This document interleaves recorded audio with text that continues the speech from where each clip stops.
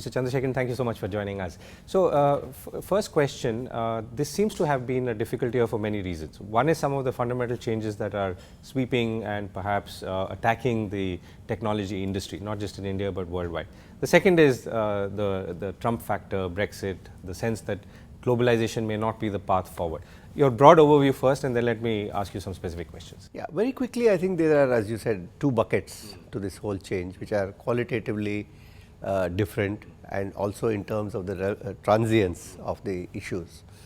So, the first is the technological secular trends, which have been around for a while and which have been, sweeping the whole technology world.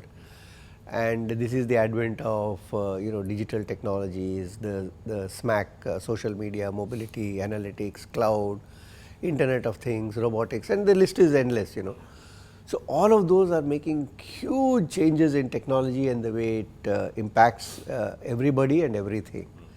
And we are seeing that in our daily lives, and especially the younger generation seem to be faster adopters, although it is not an age specific thing, but just statistically they are quicker adopters. And in India, with a young population, obviously the adoption tends to be a little faster for that reason, if nothing else. And that has also brought in its wake a lot of changes in the way the technology business is done. We have had a global service delivery model for some time, and now with the advent of digital, which is not only changing the way technology is provided, but also the way technology and business are that admixture happens, and that there is nothing like a pure technology service anymore. It is technology embedded with business and the domain, embedded with consulting, because it has larger implications for the business. There is also a trend towards looking more at the outcomes rather than the technology inputs, which means that the kind of work that you do and the kind of risk sharing, all these have changed. So, without going into the details, what I want to say is that these technology changes have not only affected what technology can do, but also how it is provided and how business in this space is done. The second big bucket that I talked about is the political and economic shifts, which in a sense there is an interplay also between them. And these have been some huge seismic shifts like Brexit, the election of President Trump, which many people did not anticipate. And there have also been some less seismic but perceptible changes like the economic slowdown in many countries, then the demographic shifts which are taking place, Japan being the prime example of that, and then the kind of currency fluctuations which are taking place, all of which are in some ways interlinked. So, those also do have both a direct and an indirect impact, because indirect impact because it does impact business confidence, it does impact the way people make investments in technology, it does constrain people in terms of saying, when I make this investment, it is a long term investment, but do I know what that long term is which I am preparing for. So, these two are impacting, and what we see is the resultant of all of these. So, when companies are looking at the problem, I think they are looking at this entire spectrum of issues, and it is not easy. So, one specific issue that you are currently perhaps battling with is H-1B visas. I know that NASSCOM has been trying to connect with its counterparts in America and trying to find out what the government could actually do to either restrict or contain H-1B visas, which in turn seems to be a very critical component of India's, at least the American part of the export business. So, what is the next step there? You see, the H-1B visa, while it has hogged a lot of the headlines, I think we should also look at it with a certain sense of proportion. The number of new H-1B visas which are issued to Indian companies is about 15,000 or thereabouts, maybe 15 to 20,000, somewhere in that range. And the number of people who are working in the industry is 4 million in India, roughly, a shade under that. So, it is not as if this is a be all and end all issue for the industry. There is no doubt that US being a 62% market share in terms of our exports, and that these people who work on site do have an important multiplier for the rest of the business in the US, because they interface with clients and so on. So it does have an important impact. But the heart of the whole issue is that there is a skill shortage in the US. It's well documented by US government sources, etc. So they are grappling with some of those challenges in terms of skill shortage. And in fact, they are better off because in some other countries they are grappling with a pretty serious unemployment problem and a shortage of high skills at the same time. In the US, the unemployment is pretty well under control. It's just a shade over 5%, which is not too bad. While of course, in the high skills area, it is 2%, which shows that there is a shortage, because anything under 4% is regarded as a shortage.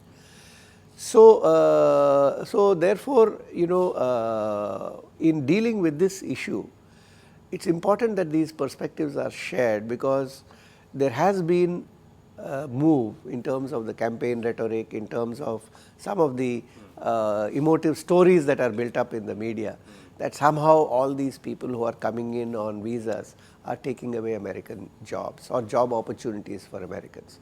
The reality is completely different. The reality is that there are 2.4 unfilled jobs which require STEM skills, and they are not being filled because there aren't people.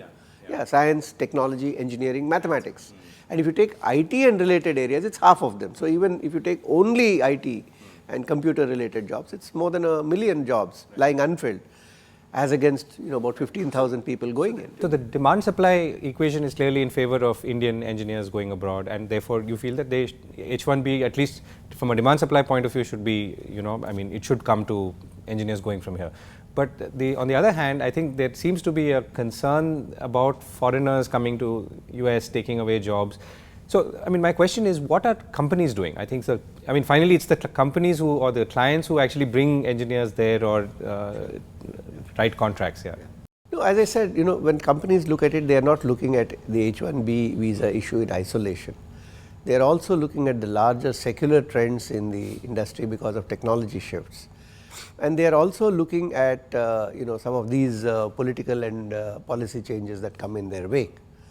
So if you look at the larger technology changes, those changes in terms of a shift towards outcome based, a shift towards more of domain and consulting, also result in a different mix of skills, different mix of people, different mix of on-site and off-site, because domain knowledge comes more when you are looking at people locally. So those shifts were happening anyway, which were necessitating a higher degree of local hiring for certain kinds of skills, which were now entering the equation in a much stronger way than before. So to some extent, they were already making those shifts.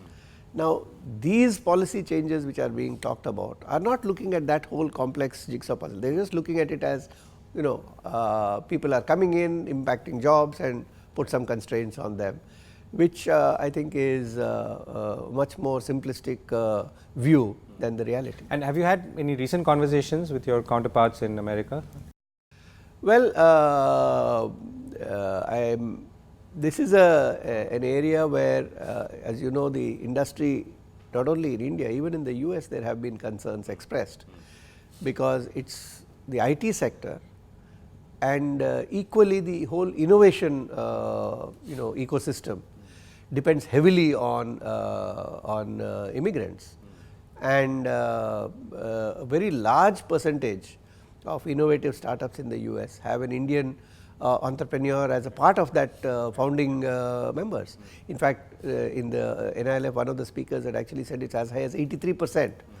Now, I don't know whether that's the right figure, but certainly it's well above 50% for sure. So, if both the innovation as well as the IT absorption and delivery capability are adversely impacted in the US, then that is not good for the US economy, leave aside the Indian economy or the Indian industry. Right. Okay. So let me move beyond H1B. The overall growth projections for information technology services seems to be quite positive, right? We were talking about 2.6% growth, now we are talking about a 5% growth. So it seems to me that the tide seems to be rising. So if the tide is rising, how can that benefit, and could that in some ways counter all of this that we've spoken of till Of course it will, of course it will. And I think that is the reason behind our high degree of confidence in within the industry, because the whole tide is raising all boats. And in that sea of opportunity, India is very well placed for several reasons. Number one, of course, we already have a reasonably well recognized track record across the world. It's well recognized the capabilities that exist. We have a young demographic profile for the country. We have a high number of STEM, science, technology, engineering, mathematics people graduating, and we have the ability to quickly reskill people. The industry has done that repeatedly in the face of earlier challenges. So, I think that we are better placed to take advantage of the opportunity created by the rising tide. But it is not simple. I do not want to leave an impression that there is anything automatic about it or that it is simple.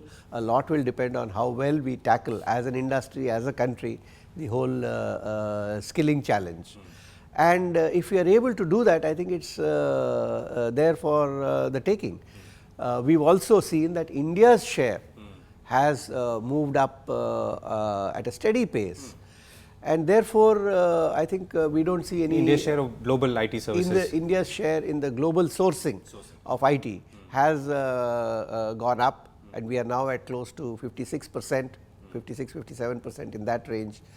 So, net that has been a good story. However, because of the complexity of these challenges and the fact that this challenge varies from geography to geography, vertical to vertical, company to company, it all depends on how well an Indian service provider is able to read all of these and then position themselves to continue to realize the old traditional business to the extent it is there, but actually move as quickly as possible into the new digital space. So, what I am implying is that there will be a much bigger differentiation between the performance of individual companies, but the industry as a whole and India as a whole, I think the prospects are certainly extremely bright. Okay. So, last question, Mr. Chandrasekhar, what is your outlook and what are the 3 key challenges and tasks that you see for NASSCOM in the coming year? Our key challenge number one, I would put as the skilling challenge. The skills that are needed are not only huge, they are shifting rapidly and they require radically different approaches to deal with that skilling challenge and to be able to be very agile about it. We do not have the luxury of waiting 1 year, 2 years, 3 years. We do not have the luxury of saying okay, these were the skills required for the last 5 years, let us plan for that. It is changing literally by the year if not faster. So, skilling is challenge number one. Challenge number two is the anti-globalization and protectionist forces which are rising across the world, and to be able to spread this message as to why it is important in the area of high technology to keep a sense of proportion and balance in dealing with the complex political challenges. The third is that as the nature of business is changing and people have to move from providing pure technology services to a mix of technology, domain and consulting, building that capability and building the same enviable reputation in that broader space as we did in the technology space is the third part of the challenge. And I think these 3 are the critical challenges for the industry. Thank you, Mr. Chandrasekhar. Thank you.